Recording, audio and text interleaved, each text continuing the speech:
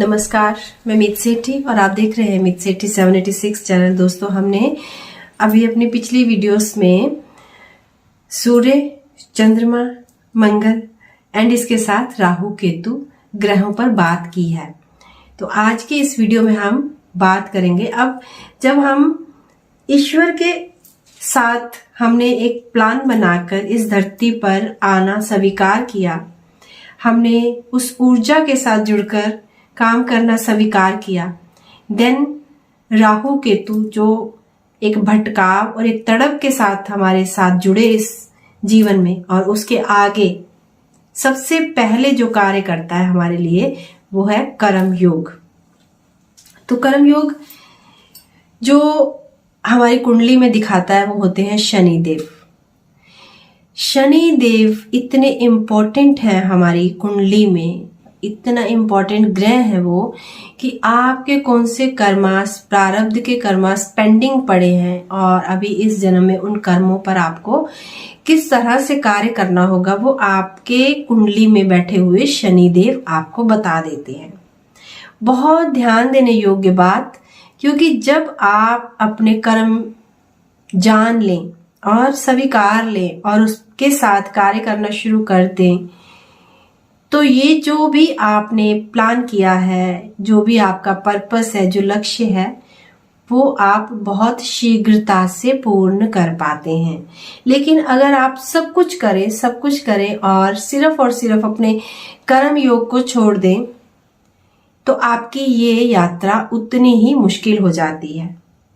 आध्यात्मिक यात्रा, आत्मा की ग्रोथ की यात्रा। और जिन ग्रहों पर हमने पीछे बात की, राहु केतु, वो तो आपको बता रहे हैं कि भटकाव है जीवन में, तड़प है जीवन में। लेकिन वो जो कर्म है जिनके कारण ये तड़प और ये भटकाव है, वो कर्म कैसे कर्म है जिन पर हमें अभी काम करने की जरूरत है, वो शनिदेव बताते हैं। और शनिदेव एक ऐसे ग्रह हैं जो जिस तरह से आप काम करें वैसा फल देते जाने वाले ग्रह हैं। वो किसी का कोई लिहाज नहीं करते हैं, कोई राजा, कोई रंग, कोई गरीब, कोई साधु, कोई जो भी अवस्था में आप हों, जैसा आप कर्म कर दें उसी क्षण वो उसका फल आपको दे देते हैं। इस तरह से है शनिदेव।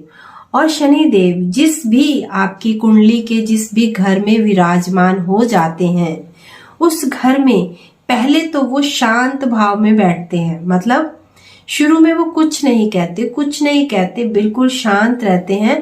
पहले वो इंसान को सारा कुछ करने का होल्ड दे देते हैं, पावर दे देते हैं कि अभी मैं इसके मन की परीक्षा लूंगा, इसकी परीक्षा लूंगा कि ये खुद से क्या करता है। एंड देन जैसे ही आप अपने माइंड, अपनी बुद्धि के साथ एकता में आकर कोई भी कर्म कार्य करते हैं, उसके बाद शनिदेव जागृत होते हैं, पहले नहीं। तो इसलिए कर्म योग मीन्स कभी भी बिना कुछ किए आपको कभी फल नहीं मिलेगा, ये शनिदेव बताते हैं।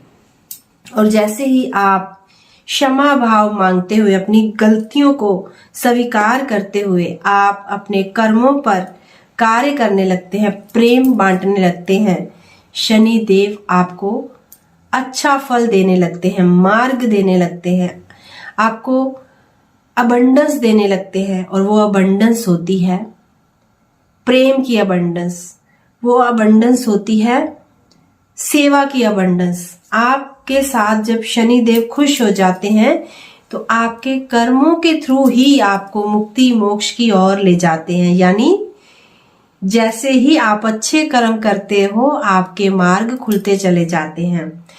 तो जब आप जान लो अपनी आत्मा के बारे में, अपने मन के बारे में, अपनी शक्ति को आप जागृत कर लो, अपने भटकाव देख लो, अपनी तड़प देख लो, तो सबसे इंपॉर्टेंट है कि आप अब अपने कर्मों को देख लो, अपने कर्मों से जुड़ जाओ।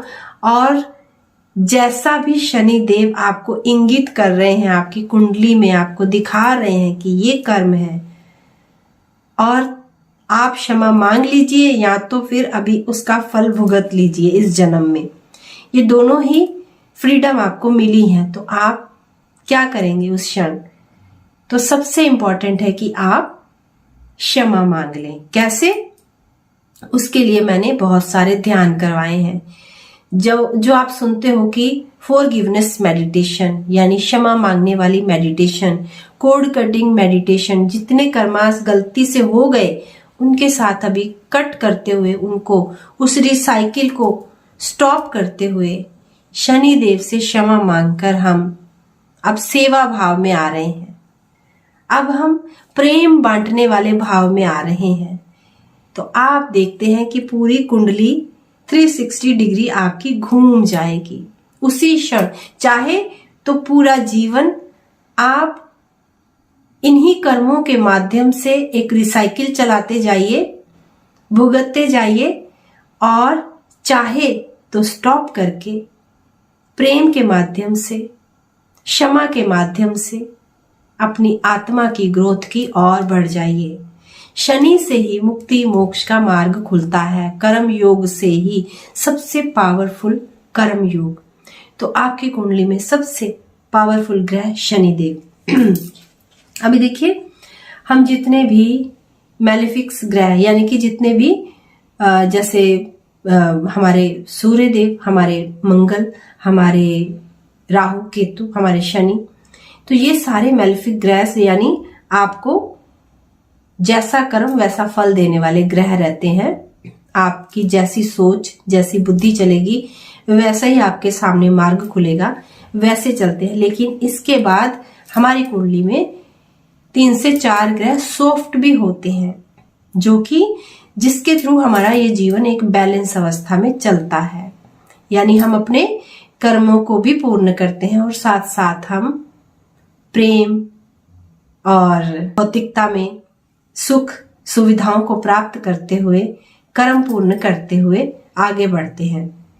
तो वो हर एक की कुंडली में जो सॉफ्ट ग्रह होते हैं, जैसे हमारे बुध, शुक्र, चंद्र, तो इनके माध्यम से आप एक अच्छा जीवन भी बिताते हैं, ज्ञान और सुख के साथ भी जुड़ते हैं, रिश्तों में भी बंधते हैं, रिलेशनशिप्स में भी आते हैं। तभी ये जीवन सुंदर सुंदर सुंदर और सुंदर होता चला जाता है। लेकिन इसके बीच में जब हम आज कर्म योग की बात कर रहे हैं, तो गुरु ग्रह बहुत ही इंपॉर्टेंट रहता है इस ग्रह के साथ।